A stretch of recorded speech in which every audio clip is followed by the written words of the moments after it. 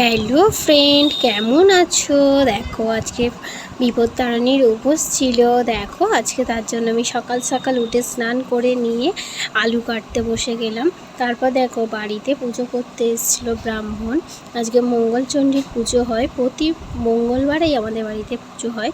তা মেজদির পায়ে তো প্রচণ্ড ব্যথা ছিল, ওর জন্য দিদি মন্দিরে যেতে পারেনি, বাড়িতে পুজো করতে এসেছিলো। দিদি এখানে পুজো দিয়েছিল। তারপর আমি পুজো দিতে যাব বলে কালকে 13 রকম ফল কিনে এনেছিলাম।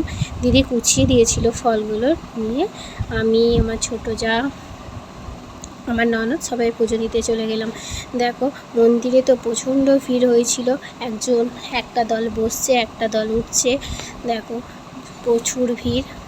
আমরা পুজো দিয়ে উঠলাম। মাকে এত সুন্দর লাগছিল মুখটা। দেখো ব্রাহ্মণ পুজো করছিল আর এই জেঠিমা সবাইকে ফল কেটে দিচ্ছিল। আমাদের তো কাটাই ছিল ফল। তারপর পুজো দিয়ে চলে এসে সমস্ত ফল খেয়ে নিলাম।